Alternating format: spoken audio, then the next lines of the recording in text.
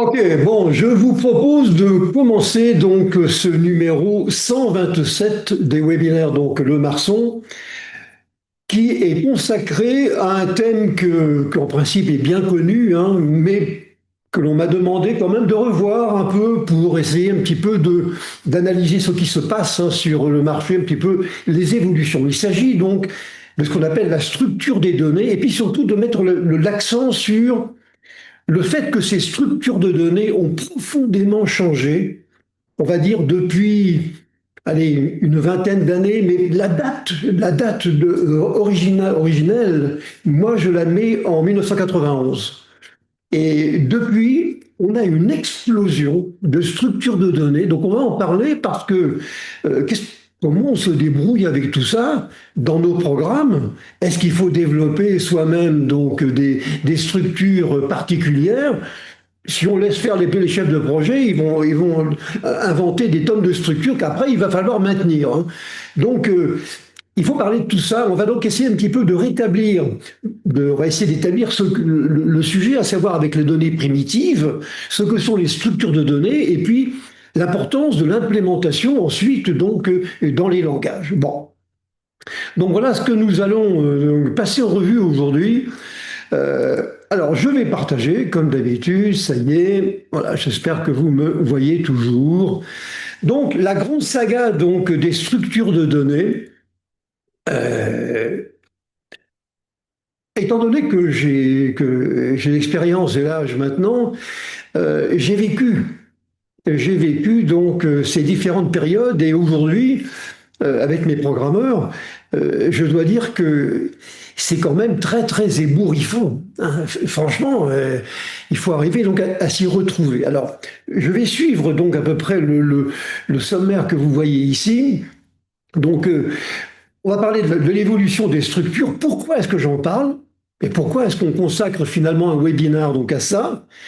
On va bien expliquer de quoi il s'agit, donc ne pas confondre les types de données primitives, hein, avec les structures qui les utilisent et puis leur implémentation. On va regarder c'est quoi les principaux types enfin, les principales primitives. D'ailleurs, à ce sujet, parmi vous, j'imagine qu'il y a beaucoup de personnes qui connaissent parfaitement ce dont je vais parler, hein. Mais on fait une espèce de résumé, de révision un petit peu pour s'y retrouver. On va parler de la préhistoire du COBOL avec les fameux pictures, ce qui était donc un type de données, enfin plusieurs types de données, mais qui permettait donc de décrire dans les data divisions et dans la working storage section, donc on pouvait décrire donc les variables avec, on va dire, leur identité, de quoi il s'agissait dans nos programmes. Alors, la date clé dont je vous dis c'est 1991, et je vais vous dire pourquoi je pense que c'est cette date-là qui est importante. On va rappeler ce qu'est le concept de linéarité. Pourquoi? Parce que dans beaucoup de structures de données, je pense aux listes, je pense, vous voyez, aux sets, et des choses comme ça. Eh bien, la différence souvent, c'est la linéarité. En fait, c'est le lien qu'il y a entre deux items dans une structure. Alors, soit c'est un lien logique, on dira à ce moment-là que la structure est linéaire, on passe bien donc d'un élément à un autre, ou alors des structures dans lesquelles il n'y a aucun lien entre les items, donc c'est pas du tout la même chose. Et là, on dira que les que les structures ne sont pas linéaires. Bon, on va regarder un peu de quoi on parle au fond quand on parle de structure. Et on va parler de tableaux, de dictionnaires, hein, cher à notre ami Guido van Rossum qui les a mis en œuvre vraiment pour la première fois d'une manière vraiment efficace, justement en 1991 avec Python. On va évoquer ce que sont les listes et puis les listes chaînées, les fils, les queues en anglais, donc, et les piles, hein, c'est pas la même chose, encore c'est le même principe, mais c'est quand même pas la même chose. On va rappeler ce que sont les énumérations, bien préciser les différences qu'il y a entre les structures en arbre et les structures en graphe, hein. On va parler des tuples ou des n-tuples, et puis donc les sets. Et on va évoquer quelques structures, on va dire, alors B3, c'est pas une structure moderne, puisque maintenant tout le monde l'utilise, mais on voit arriver des centaines de structures extrêmement dédiées donc à un usage particulier, On va donc évoquer un peu rapidement trois d'entre elles. Donc le radix rope, donc la corde, hein, et puis il y en a d'autres, hein, les filtres de Bloom, etc., etc. Bon, et puis on terminera donc par le fait, est-ce que il faut laisser nos chefs de projet développer des structures de données parce que, bien dire ce qui est, ça leur fait plaisir. Hein, ça se justifie pas toujours, mais c'est vrai que c'est intéressant. Hein, on se crée une structure de données qui correspond réellement au problème que je veux traiter et plus précisément qui correspond souvent aux données métiers et à la finalité de ces données métiers dans mon entreprise. Alors évidemment, si on leur laisse la bride sur le cou, on va se retrouver avec 450 structure de données donc particulière, et j'ai des souvenirs, j'en évoquerai un particulièrement, des souvenirs pas très agréables, hein, avec enfin, c'était pas tout à fait une structure de données, mais c'était un moyen de requêter une structure de données originale, et ça nous a posé énormément de problèmes, et j'évoquerai donc de quoi il s'agissait. Alors, je rappelle donc ce que sont donc les types, les structures, hein, etc. Alors les types, ça correspond à la nature profonde des données. Hein, ce sont, quand on va évoquer des valeurs numériques, on parlera de chaînes de caractères, on parlera donc de booléens, hein, on parlera donc éventuellement de données donc complexes, hein, quand on est dans le monde de la mécanique quantique, par exemple, hein, etc. Ça, c'est le terreau sur lequel sont fondées donc les structures. Donc je dispose d'un certain nombre de données de base, on peut appeler ça comme ça, hein, et je vais donc construire donc une structure là-dessus. Bien. Je ne l'ai pas dit, mais je vais le dire maintenant. Le monde des structures de données est extrêmement mathématique. D'ailleurs, il suffit de regarder toutes les documentations et toutes les références qui nous sont proposées par les éditeurs.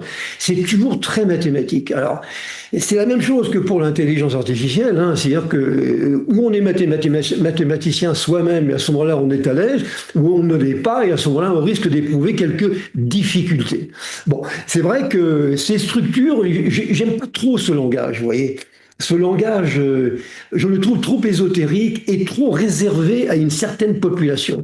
On peut parfaitement parler de structure de données, d'un tableau, sans nécessairement vous voyez, dire ce que c'est qu'une matrice ou ce que c'est qu'un tenseur. De toute façon, je vais vous dire, une structure de plus de deux dimensions, hein, une matrice, on parlera de tenseur, mais je vous assure que la théorie, les mathématiques, le calcul tensoriel, c'est quelque chose d'incompréhensible, même pour les mathématiciens. Alors il faut y aller avec beaucoup de prudence, ce n'est quand même pas très très simple. Bon, voilà, donc ça c'est la nature, c'est la nature des données. Par exemple, en Java, il y a 7 types primitifs de données. Bon, les langages, en implémenteront certains, peut-être pas, de plus ou moins, ça dépendra donc du compilateur et de celui qui écrit, ou de l'entreprise qui écrit donc le compilateur. Cela dit, attention, il ne faut pas confondre la nature des données, donc les fameuses données primitives, avec la manière de déterminer le type. C'est-à-dire qu'on pourra déterminer, par exemple, si le type est statique, dynamique, faible ou fort, hein, mais il ne faut pas confondre. Autrement, il ne faut pas confondre le qui décide que l'on est en face d'un certain type, voyez, par rapport à la définition, au typage natif. Par exemple, le typage donc dynamique, c'est quelque chose qui va être déterminé non pas à la compilation, mais à l'exécution. Mais on va définir, on va reconnaître le type donc dynamique au moment donc de l'exécution et non pas au moment de la compilation.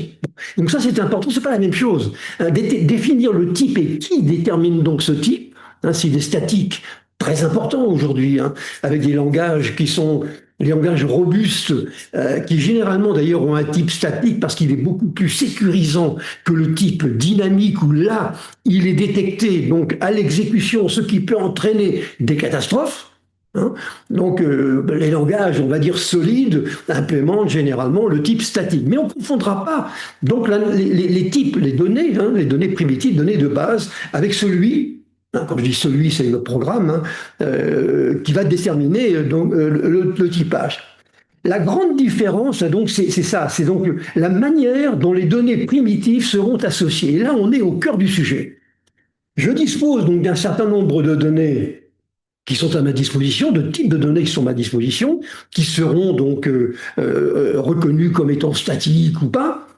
Et maintenant, je vais construire un objet ou une entité, une structure qui va utiliser donc ces données, qui va les mélanger, les associer, les regrouper, les séparer, il va faire plein de choses dessus.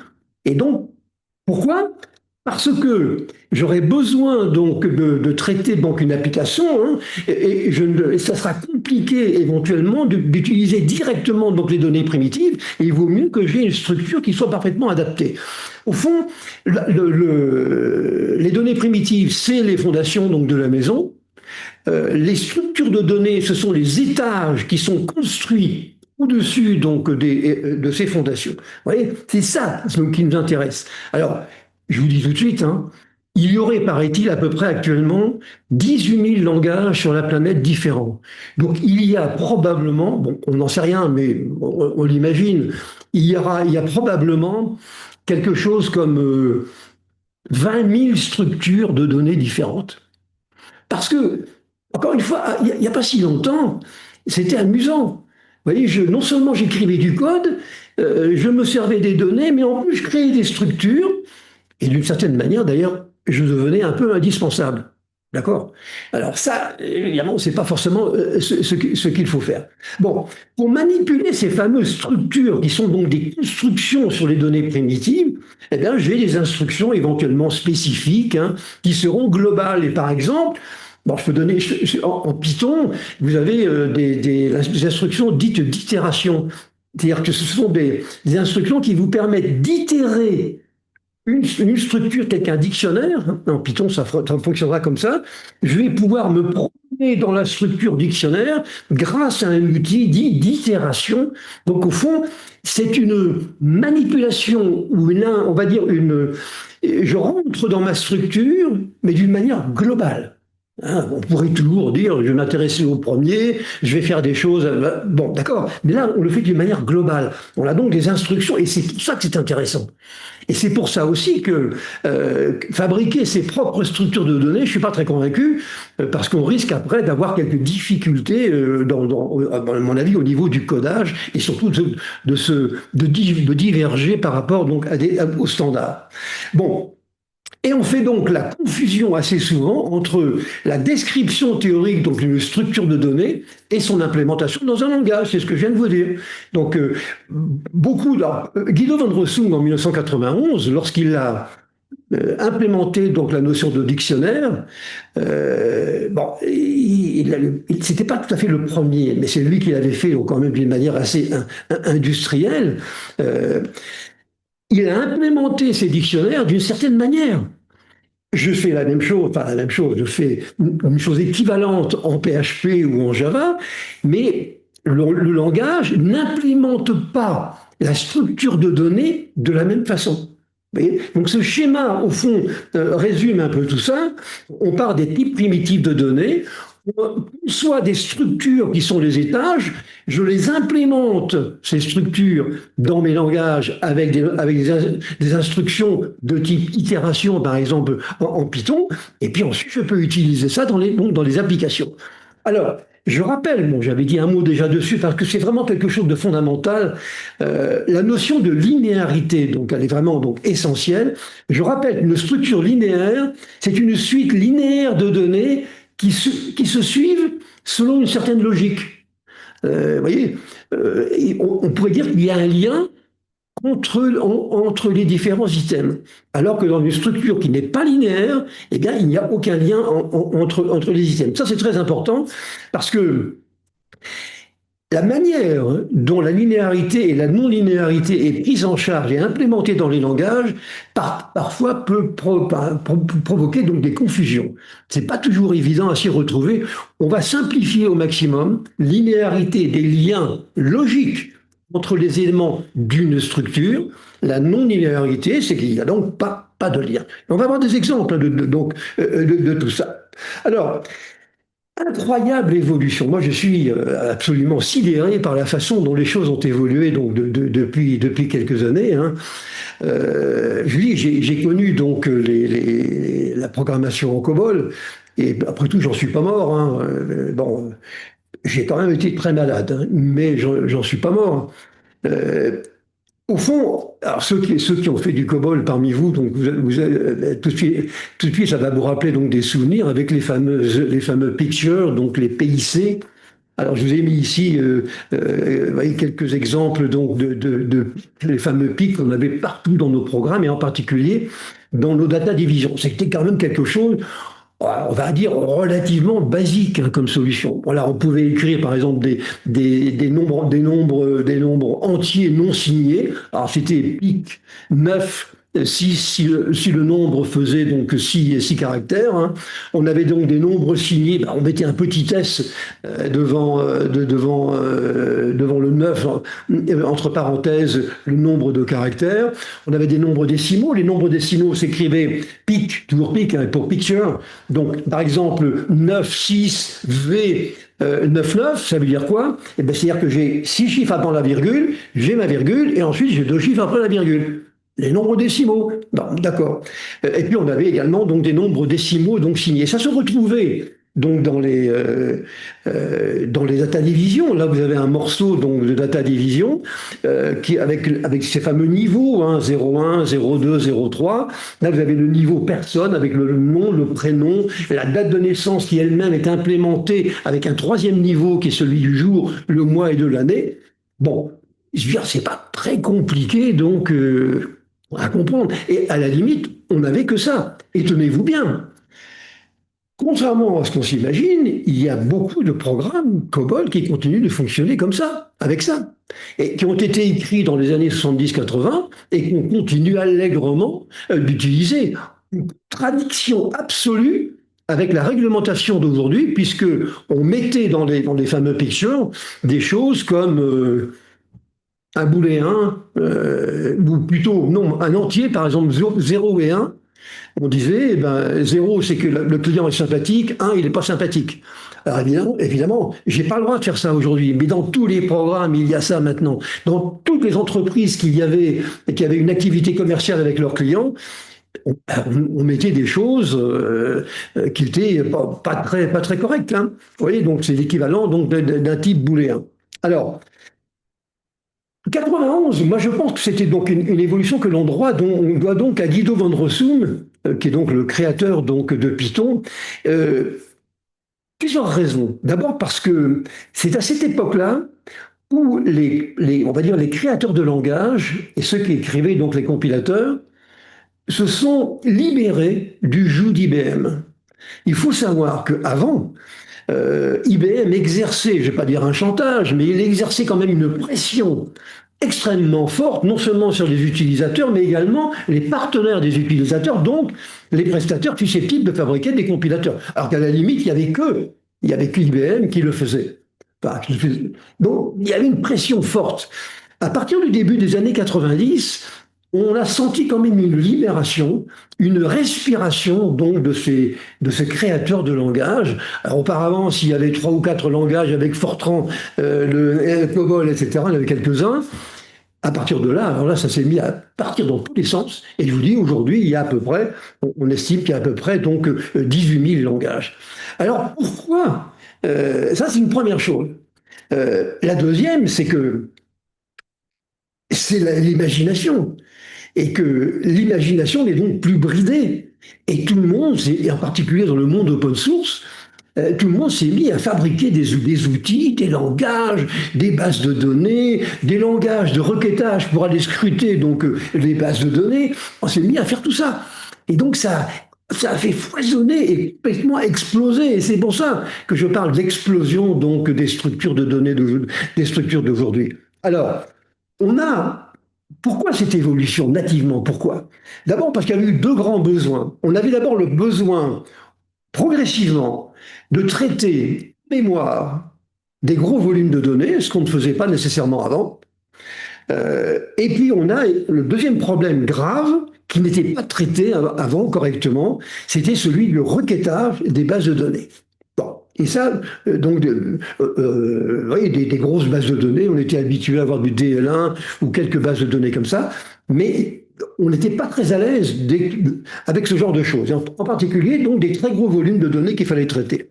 On a vu arriver des nouvelles applications, donc avec justement qui ont induit donc des bases de données nouvelles, hein, avec des techniques de navigation et de requêtage qui étaient adaptées. Hein, des choses nouvelles, donc adaptées. Je pense entre autres aujourd'hui aux objets, donc aux capteurs, hein, les fameux sensors IoT, et puis l'intelligence artificielle.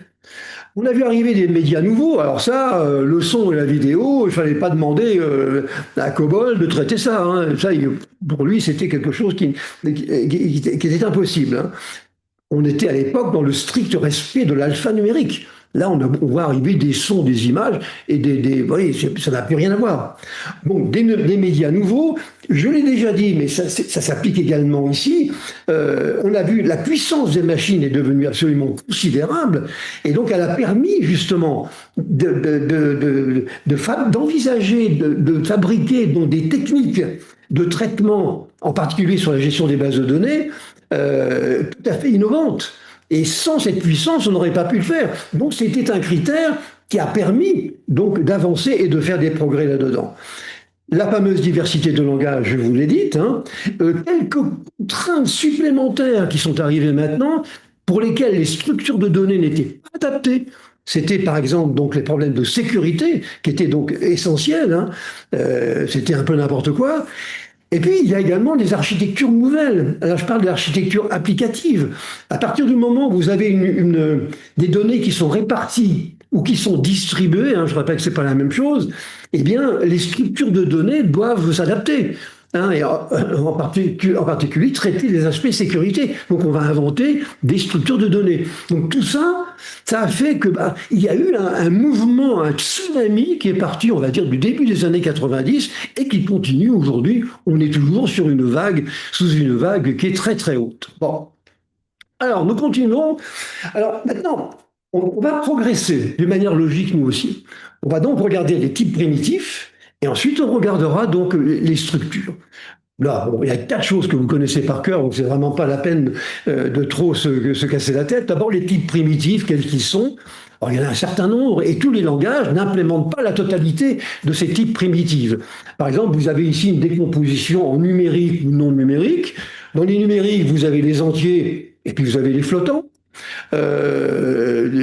Alors, il y a une erreur sur ce schéma que vous avez tous bien sûr remarqué, c'est que dans les noms numériques, caractères ou booléens, les caractères doubles et flottants, ça double et flottant, c'est pour la case d'à côté. Donc il y a une petite erreur, on la corrigera avant de mettre cette présentation sur notre site et sur YouTube.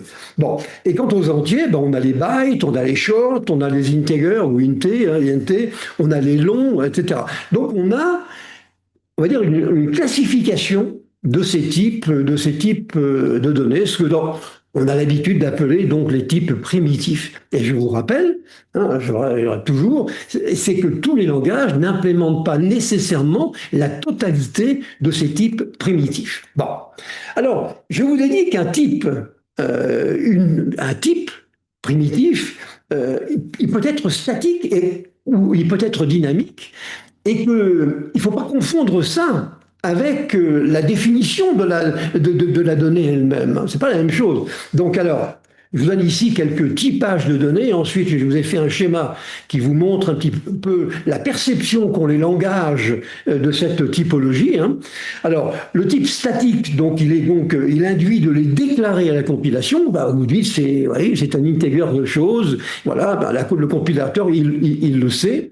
Le type dynamique, lui, donc, ça correspond à un type qui est déterminé donc à l'exécution, comme je vous l'ai dit tout à l'heure, qui est très pratique, c'est vrai, mais également très dangereux, parce qu'on peut se retrouver dans des situations un peu bizarres.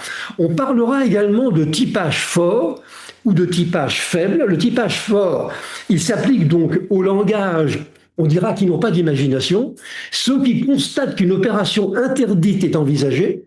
Mettons, ça peut être à la compilation, vous voyez, et on se contente de prévenir et de tout arrêter. On dit, oulala, je n'y vais pas, C'est pas normal. On dit que c'est un typage fort. Le typage faible, c'est-à-dire que là, on constate également donc quelque chose qui est anomalie et qui est une anomalie, hein, mais on va quand même continuer. Ça peut donner donc des résultats qui sont faux. Alors, là aussi, il peut y avoir, selon les langages, il peut y avoir des notions supplémentaires de typage. Par exemple, on pourra parler d'union de type ou d'intersection de type au sens de la théorie mathématique des ensembles. Hein. On dira dans Célon, par exemple, qui est un langage extrêmement intéressant pour faire du développement sur les mobiles, eh bien, on a les unions et intersections. L'union, ça permet de manipuler une donnée en sachant seulement que son type fait partie d'une liste, mais on ne sait pas de quel type exactement. Oui, c'est une liste. C'est intéressant quand on veut ouvrir finalement l'application à différents contextes d'exécution. Ben, on peut très bien avoir un type, donc comme ça, avec une union. Par contre, une intersection, ça sera quelque chose qui sera beaucoup plus restrictif. C'est-à-dire qu'on dira, le type, eh bien, fait partie donc d'une série de types possibles qui sont l'intersection de deux ensembles de types différents. C'est exactement donc l'union et l'intersection au sens mathématique, c'est le fameux et ou que tout le monde connaît de l'algèbre. Bon. Bien, vous voyez donc les données et puis le typage donc des données. Alors si on regarde maintenant les langages, ça c'est très intéressant parce que quelle est la perception finalement qu'ont les langages par rapport à ce typage, donc dynamique, fort, etc. Alors j'espère ne pas m'être trompé parce que je ne les connais pas tous. Vous avez ici le plus gros domaine langage statique et fort, ben vous avez là-dedans Kotlin pour développer des applications aussi, donc pour des mobiles. Célon va plus loin que les mobiles. Hein. On a même pensé que c'était le remplacement donc le remplaçant donc de Java. Bon, vous avez Eiffel, vous avez Dart, vous avez encore Célon bien sûr, Scala, donc un langage fonctionnel. Et je vous ai mis ici un petit peu la perception donc du typage qu'ont tous ces langages. Bon, ça peut évoluer dans le temps, mais il faut quand même figer donc l'information donc à un moment donné. Bon, voilà, simplement pour l'information, ça peut vous être utile éventuellement. Alors, maintenant, on va regarder plus précisément donc les fameuses structures de données, les structures. Alors, pourquoi j'en parle, hein, étant donné que parmi vous, vous savez, en général, vous savez tous de quoi je parle, hein, mais je crois qu'il y en a quand même quelques personnes, des utilisateurs, qui ont besoin quand même de se poser un peu.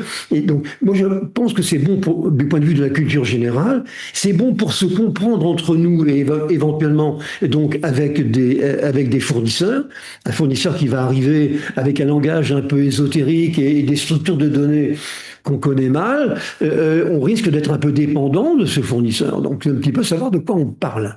Et puis, je pense que cette évolution aujourd'hui, ce tsunami donc des structures de langage, des structures de données, c'est quand même inquiétant dans la mesure où on augmente la diversité donc des structures et ça augmente évidemment la complexité donc du code au sens où on l'entend. Bon, alors maintenant les structures de données. Donc vous avez ici une description.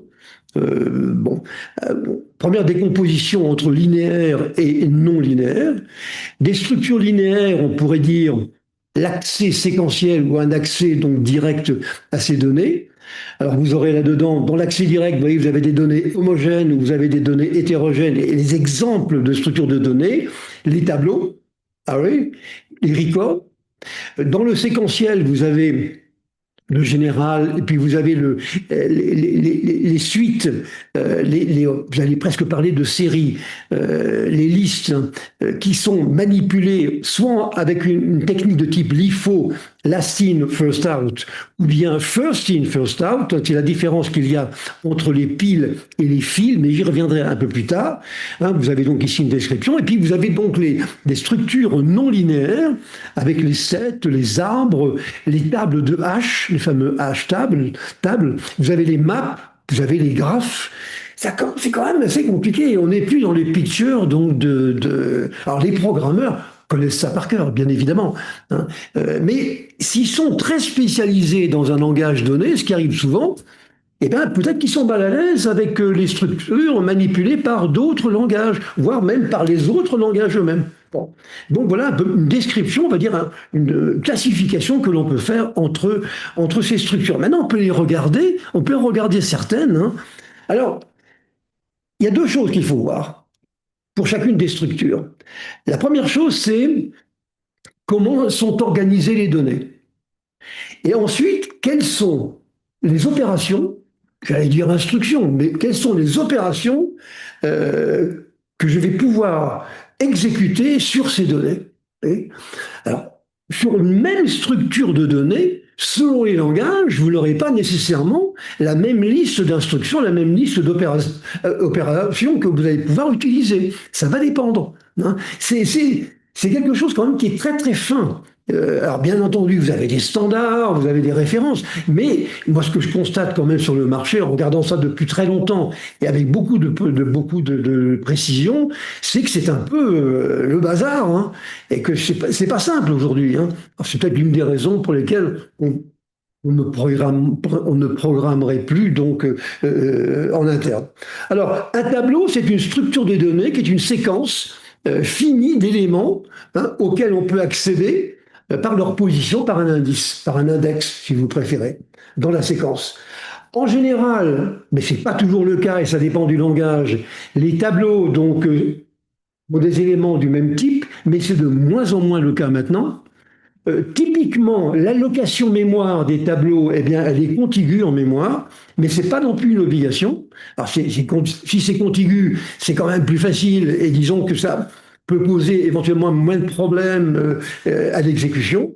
La taille des tableaux, elle peut être fixe ou s'adapter d'une manière dynamique, ça dépendra également donc des langages, et on peut avoir donc des tableaux à une, deux ou n dimensions. Et alors on a l'habitude de parler de vecteurs à une dimension, de matrices au sens mathématique du terme à deux dimensions, et on parlera éventuellement donc de tenseurs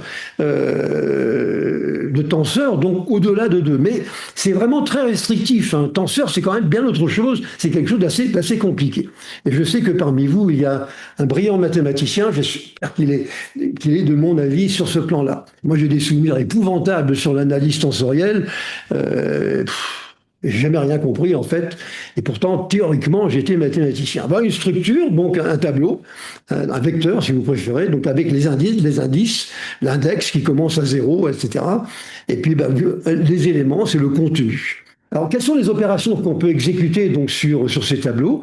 On peut lire une valeur qui correspond à un index, on peut mettre à jour la valeur la valeur d'un item qui correspond donc à un index, on peut insérer une nouvelle valeur et on peut en supprimer une. Alors par exemple, en Python, hein, j'ai tout à fait la possibilité d'avoir des tableaux. Par exemple, ici, j'ai un tableau que j'ai appelé donc mes fruits. Ça s'écrit comme ça, avec, vous voyez, avec un crochet, banane, virgule, pomme, orange, etc. Je vous ai mis comment ça s'écrit en JavaScript, hein, avec const, mes fruits, etc. En Java, il faut mettre un string ici devant, et donc c'est un petit peu différent. Vous avez des crochets et non plus, donc vous avez des accolades, pardon, et non plus des crochets, et puis vous avez l'équivalent.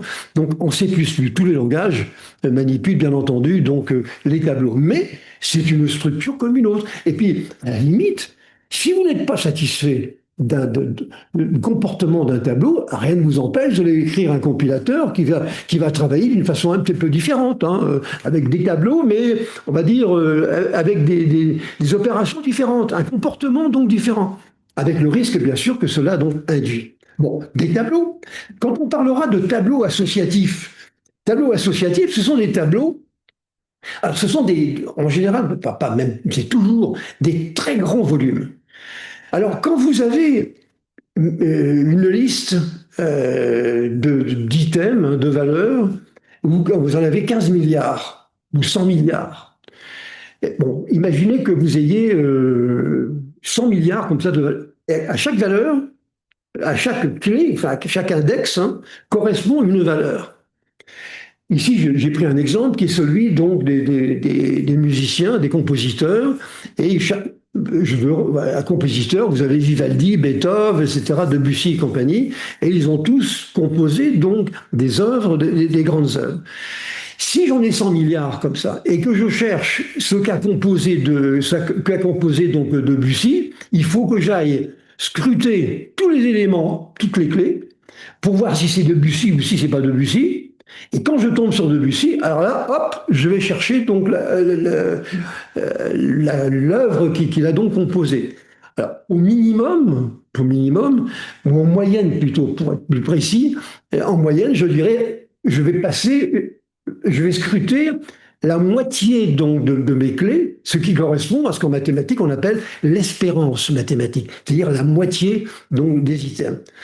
Alors, grâce au tableau associatif, qu'est-ce que l'on fait? Eh bien, on calcule un H, c'est-à-dire que chacune des clés qui est ici, et ici sont les auteurs donc de musique, hein, mais ça peut être des fichiers aussi. Une clé ici peut être un fichier. Donc, vous avez donc les auteurs et on calcule un H, c'est-à-dire le H est une fonction mathématique qui traduit quelque chose en une signature qui est courte. Alors qui peut faire 128 bits, 256 bits, mais en tout cas pas 15 mégaoctets. Et donc ça fait une valeur numérique, donc qui traduit quelque chose qui peut être volumineux en quelque chose qui ne l'est pas. Et puis on classe donc les H ici de manière croissante.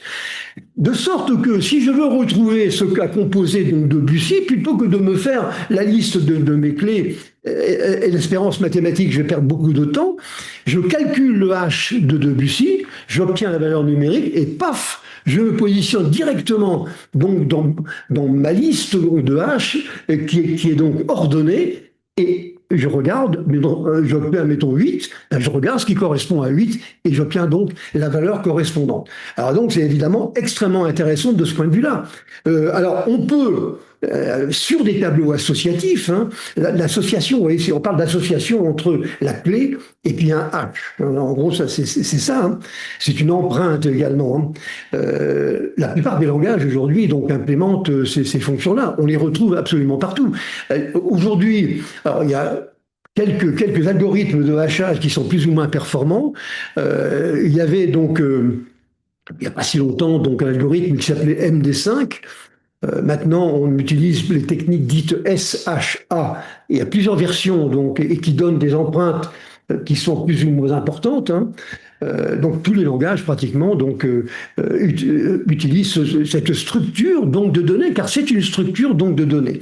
Les critères qu'il faut surveiller, c'est d'abord le choix de la fonction de hachage, et puis c'est les collisions, parce que mathématiquement parlant, quand vous prenez deux clés différentes, un peu volumineuses, il est possible que vous génériez la même empreinte, le même H. Alors, la probabilité peut être très faible, mais après, sur des milliards donc, de lectures, pourquoi pas? Donc c'est quelque chose qu'il faut quand même regarder d'assez près, mais c'est fondamental. Hein. Alors les opérations que vous avez ici, hein, vous pouvez ajouter une valeur nouvelle, donc une nouvelle valeur à une clé nouvelle, vous pouvez modifier donc une valeur qui existe, vous pouvez supprimer donc une clé, vous pouvez rechercher donc facilement grâce à cette technique-là. Bon, et puis je vous ai mis ici la définition, ce qu'on appelle le HMAP. Hein. Alors c'est quand même intéressant de le savoir parce qu'on peut l'utiliser par exemple dans les bases de données vectorielles. Le HMAP, c'est une technique qui consiste à calculer un H, mais presque un H un peu grossier, vous voyez, un peu global. Et en fait, ça permet de faire la correspondance entre une clé et ce qu'on appelle un bucket, c'est-à-dire un groupe de valeurs. Alors c'est pas une valeur bien précise, mais c'est un groupe de valeurs qui vont se partager donc le même H. Et ça sera très intéressant. Hein, c'est utilisé justement dans le calcul de similitude dans les bases de données et dans les bases de données vectorielles. Bon. Alors, ça, donc, vous voyez, les tableaux associatifs. Les dictionnaires, Ah, vous connaissez ça par cœur, hein. Et donc j'en ai mis deux, on l'avait un petit peu évoqué. Oui, en PHP par exemple, je peux déclarer donc un tableau associatif parce que c'est un tableau associatif. Ici avec le dollar note égale arrêt entre parenthèses avec l'autre, vous l'avez écrit ici. Hein, voilà, on peut le faire ligne après ligne. En Python, je peux le faire de la manière qui est inscrite en dessous. Ici, Mondico. Accolade ouvrante avec nom, deux points marçon, etc. Donc on se crée comme ça un dictionnaire. Mais c'est extrêmement pratique. Et aujourd'hui, la plupart donc, des langages implémentent donc cette notion donc, de dictionnaire. Les listes, alors je vais un peu plus vite parce que bon, je pense que vous connaissez tout ça. Hein. Les listes et les listes chaînées, voilà encore des structures de données qui sont apparues, qui font partie de la grande famille dite des collections. D'ailleurs, bien souvent dans les langages, vous avez une classe hein, en objet, une classe qui s'appelle collection. Et donc, dedans, vous avez... bon, voilà. Et vous avez par exemple des listes. Alors, une liste, chère donc au fameux langage Lisp, qui avait été inventé par John McCarthy, donc celui qui est un peu à l'origine, on va dire, de l'intelligence artificielle telle qu'on l'imagine aujourd'hui. C'est une liste d'objets qui est ordonnée, mutable. Quand on dit mutable, ça veut dire qu'elle peut être modifiée ou pas. Elle n'est pas obligée. Il y en a qui sont mutables, d'autres qui ne le sont pas. Et elles sont homogènes ou pas non plus. Et donc de taille variable. Ce qu'on peut dire, c'est une définition qui est quand même relativement large. Alors, on accède librement aux données. Alors, contrairement aux fils, les queues et les piles, où là, l'accès se fait en fonction d'une méthode d'accès, LIFO ou FIFO. Alors, ces listes, elles sont à la base de structures qui sont beaucoup plus complexes, hein. Donc en particulier les piles, les arbres et puis les files, donc quelques langages de programmation font la distinction entre tout ça, entre les listes, les arrays ou encore les tuples. Les tuples, on va en parler un petit peu plus loin, avec quelques différences notables. Bon, c'est une liste, hein. Alors vous en avez ici, la liste égale en Python, la liste elle est mutable en Python, c'est-à-dire qu'elle est modifiable. Vous voyez, Montréal, Libourne, Bordeaux, Canadien, OK, etc. On peut scruter la liste dans les deux sens, on peut partir de 0, ou alors on peut partir de la fin, liste -1, et vous obtiendrez OK. Bon. Les listes chaînées, c'est une forme particulière des listes dans laquelle chaque item, chaque nœud, hein, est connecté à un autre, le next dans le sens en avant, ou preview, le priv, donc en arrière. Et donc, on pointe d'un élément à un autre. Exactement comme sur d'autres structures qui utilisent la même... alors, par rapport à un tableau, parce que c'est là où la comparaison se fait, on peut ajouter ou supprimer donc un élément sans tout remettre en cause. On peut insérer, c'est ce que j'ai voulu montrer ici avec le 8 qui a la couleur verte ici, et en plus le stockage n'a pas besoin d'être continu. Alors, donc si vous voulez les listes, c'est une succession.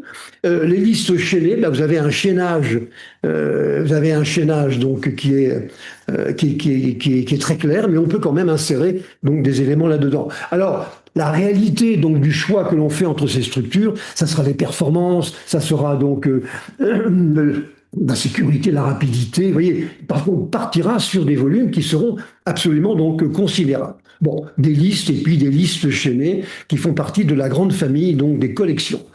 Les tuples, c'est les sets. Alors, les tuples, si n est un entier, un n-tuple, alors je vais le dire en français, pardonnez-moi, hein, est une collection ordonnée de n objets, qui sont les éléments ou les composantes. Hein. Donc, une collection ordonnée comme ça, comme le tuple ayant la caractéristique de ne pas pouvoir être modifié après l'assignation, c'est un objet qui est dit immutable. C'est la principale différence qu'il y a entre les tuples et les listes dont on vient de parler, qui, elles, donc, sont mutables en général. Exemple en Python, En Python, ça j'ai repris un exemple qui avait été donné par Wikipédia. Donc vous avez ici avec un tuple Python qui contient 2 chaînes de caractères, etc. Alors souvent on fait la comparaison entre les tuples par rapport aux listes qu'on a évoquées avant. En termes d'immutabilité ou d'immuabilité, les tuples sont immuables. En termes de sécurité, du fait de leur immuabilité, les tuples peuvent protéger mieux les données. En termes de performance, en général, les tuples sont plus rapides. En termes d'utilisation, comme ils sont immutables, immuables, ils peuvent être utilisés aussi comme une clé dans un dictionnaire, hein, ce qui n'est pas le cas des listes. En termes de lisibilité du code, l'usage donc des tuples, elle peut améliorer la lisibilité et la compréhension donc du code. Les sets, à l'inverse, c'est un ensemble de valeurs sans ordre défini qui ne contient pas de données en double. Ça, c'est la différence. Hein. Et contrairement à la plupart des autres collections, les ensembles sont les sets, la traduction donc, par le mot ensemble, sont plus utilisés pour tester l'appartenance d'une valeur à cet ensemble que pour en extraire des données. Alors, qu'est-ce qui fait la différence entre les tuples et puis les sets? Un tuple peut contenir de multiples instances d'un même élément. Par exemple, 1, 2, 3, 3, c'est différent de 1, 2, 3. Alors que pour un set, 1, 2, 2, 3, c'est pareil que 1, 2, 3. Les éléments d'un tuple sont ordonnés 1, 2, 3, c'est différent de 3, 2, 1.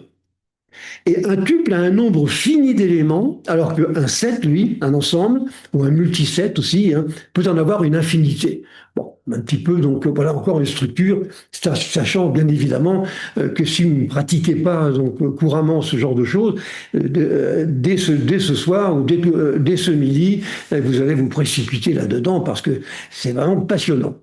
Alors les piles maintenant et les fils.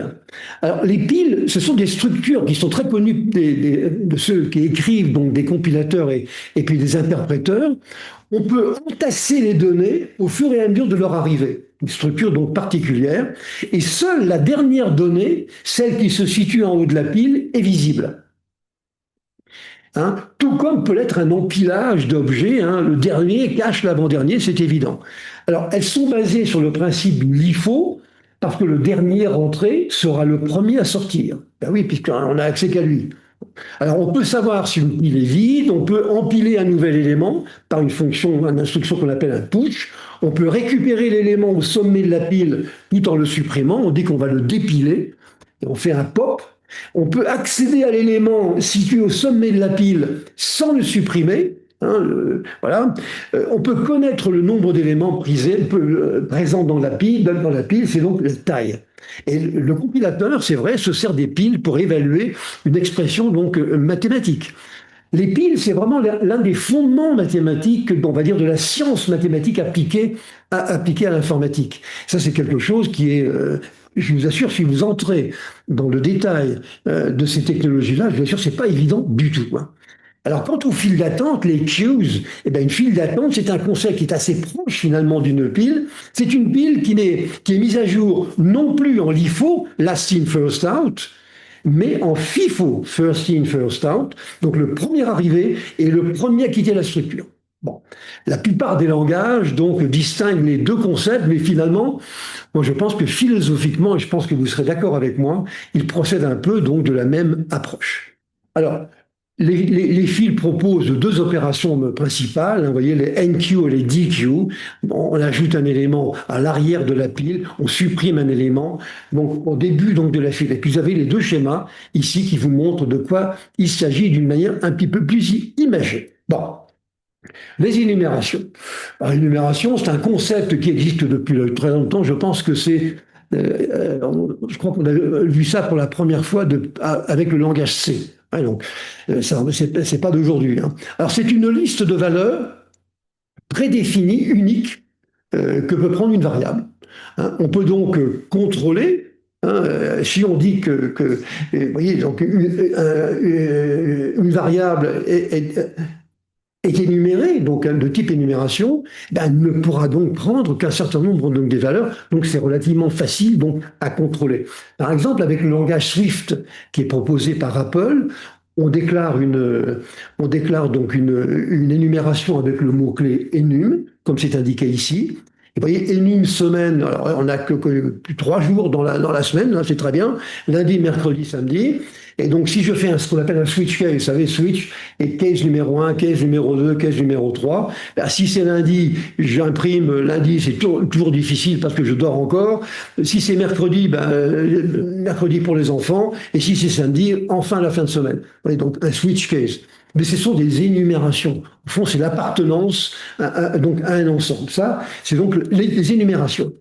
Les arbres et les graphes. Alors, les arbres et les graphes, un arbre, c'est une structure binaire, hein, c'est une structure de données qu'on représente sous la forme d'une hiérarchie dont chaque élément est un nœud. Et le nœud initial, c'est la racine. C'est une organisation non linéaire d'éléments, parce qu'il n'y a pas de raison qu'il y ait un lien évident, donc forcé entre deux nœuds. Le comportement donc, des nœuds, il est lié à ce qu'on va appeler les edges, c'est-à-dire la liaison qu'il y a entre les nœuds. La structure relie la racine, les nœuds intermédiaires, avec les feuilles, hein, ce qu'on appelle aussi les feuilles pendantes, hein, qui sont en bas et qui n'ont pas d'enfants. Exemple dans cette structure de données, c'est par exemple le binary tree, c'est le AVL tree, et puis vous avez le B-tree, donc qui est une structure qui fonctionne comme ça. Ça, ce sont les arbres. Et puis vous avez les graphes. Là, les graphes, c'est toujours une collection de nœuds, mais il n'y a pas de hiérarchie. C'est-à-dire que vous avez des liens, hein, vous voyez, donc des edges entre des nœuds, mais il n'y a pas de hiérarchie. Donc c'est une structure, on dit, en graphe. On n'est plus dans une structure top-down comme avec un arbre, mais dans une organisation où chaque nœud est connecté à un ou plusieurs autres nœuds par une relation d'association. Les mathématiciens se rappellent bien sûr que la notion de relation d'association a un sens mathématique. C'est quelque chose qui est très précis en mathématiques. Et traduit donc, vous voyez, donc, on appelle ça d'ailleurs de manière un tout petit peu, à mon avis, trop réductrice, hein, la notion donc de edge, de prédicat, on ne va pas rentrer dans ce détail. Ça sert par exemple à modéliser donc des réseaux sociaux, des réseaux d'ordinateurs, voilà. Alors, il y a quelques algorithmes qui sont particulièrement donc utilisés, je vous les ai donc mis ici. Alors, il y a différentes manières donc de cheminer dans les arbres et les graphes, et c'est pour ça qu'il y a une différence. Hein. On pourra par exemple effectuer un parcours en largeur par niveau de nœud, ou alors en profondeur. La grande différence entre un graphe et un arbre, c'est qu'il n'y a pas de hiérarchie, ça je vous l'ai indiqué, et la relation est essentielle car c'est elle qui indique la sémantique des connexions.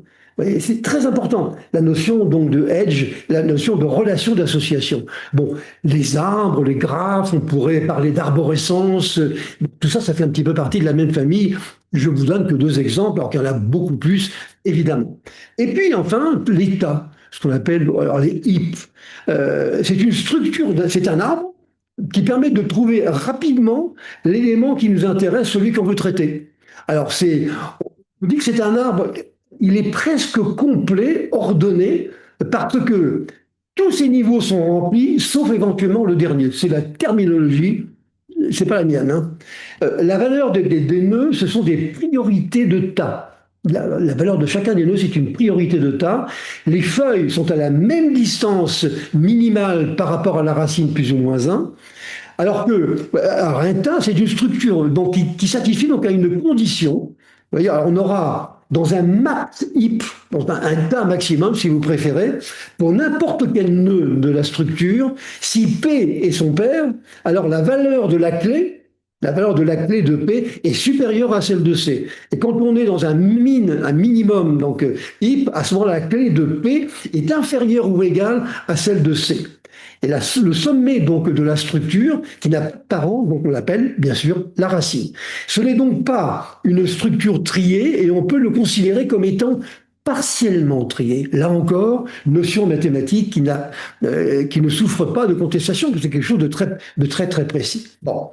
Les fameux tas, voilà un exemple. Et puis alors après, je vous ai mis ici, pour la beauté du geste, je vous ai mis ici quelques exemples. Alors, les fameux B-tree, donc un système de classement qui est adapté donc à un ensemble très volumineux donc de données, avec chaque nœud est branché sur de nombreux liens enfants. Au maximum, en général, c'est de 16. Hein.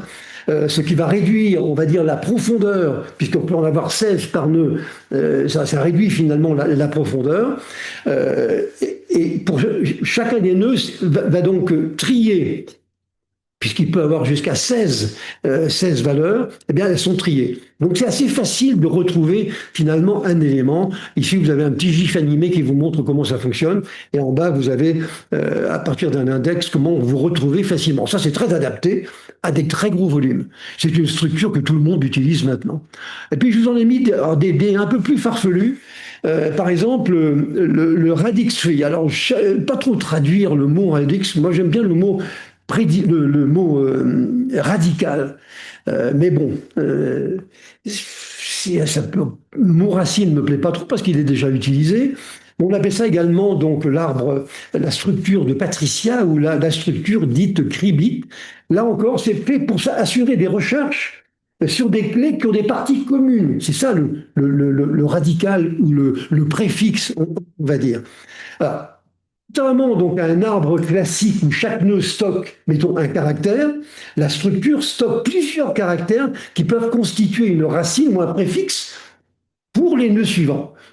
Et donc on chemine, c'est une manière donc, de cheminer très rapidement donc, dans la structure. Alors ici, par exemple, sur le schéma de droite, on voit donc un arbre classique qui lui aura à gauche des nœuds différents pour chacune des lettres, pour les mots cat, car et cup, alors qu'un arbre radical sur la droite, un radix tree, il combinera donc les lettres dans un même nœud à chaque fois que ce sera possible. Alors c'est vrai que c'est quand même... Alors, il y a des langues qui sont plus ou moins adaptées. Voilà, l'anglais est quand même plus facile que le français. Mais c'est une façon de répondre à un problème de cheminement dans des volumes très élevés, avec des textes très volumineux, et dont les mots peuvent se partager donc des préfixes. Bon. Et puis je l'ai mis également donc le rope, c'est donc la corde. Hein. C'est là encore, c'est pour traiter des gros volumes de données textuelles et ne pas tomber dans les problèmes. J'ai dit le piège, mais c'est des problèmes, on va dire, de modification et d'insertion quand il y a des volumes importants. Alors c'est donc, elle est constituée cette structure de chaîne de caractères plus petite que le texte complet et donc finalement plus facile à manipuler. Alors, je vous suggère de regarder, si vous voulez, comment ça fonctionne. Hein. Ici, vous avez un découpage. Vous voyez, par exemple, ici, le chiffre le nombre 28 qui est dans la racine, en fait, il correspond à 9 plus 4, 13, 20, et 13 et 8, 21 et 7, 28. Alors, c'est un peu bizarre parce que les nœuds intermédiaires, on stocke là-dedans, en fait, c'est quelque chose d'un peu particulier. Mais si vous voulez regarder, c'est l'une des solutions. Hein. Ce sont des chaînes ici qui sont immutables, donc non modifiables, et donc on en parle beaucoup. On parlera donc de rope.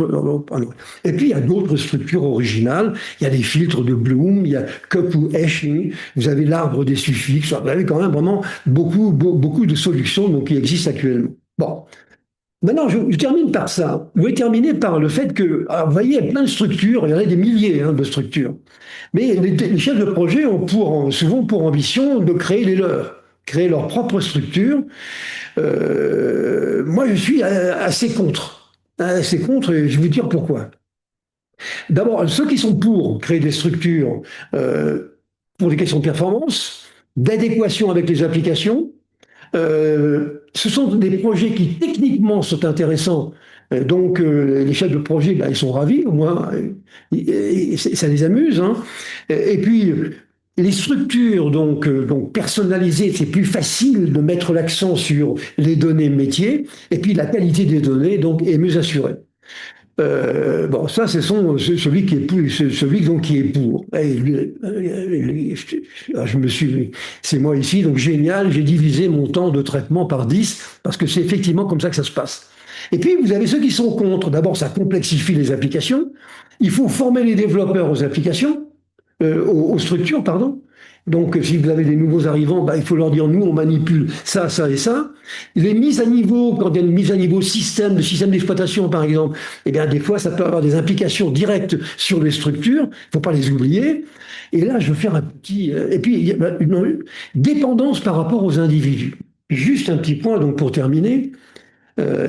Bon, obligation de documentation, modélisation encore plus difficile. Et puis donc dépendance par rapport aux gens qui ont conçu donc ces structures de données. Je suis donc un employé comme un autre, un chef de projet comme un autre, et nous utilisons, alors ce que je vous dis est vrai, hein, authentique, hein, nous utilisons une base de données de type réseau, IDS2, qui est une base, à l'époque c'était Bull, une base réseau. Il se trouve que le requêtage natif de cette base de données était nullissime. Nous avions dans notre équipe, pas dans la mienne, mais dans l'équipe système, il y avait une personne, une dame, qui a dit, ben moi, ne vous inquiétez pas, je vais écrire un système donc, de requêtage particulier sur cette structure de données, en assembleur, bien sûr, et vous allez voir, ça va marcher. Bon, effectivement, elle a fabriqué donc son utilitaire, et puis on s'en est servi. Elle n'avait pas documenté. Et on ne savait pas trop comment elle avait fait, on ne savait pas les structures internes finalement de cet utilitaire.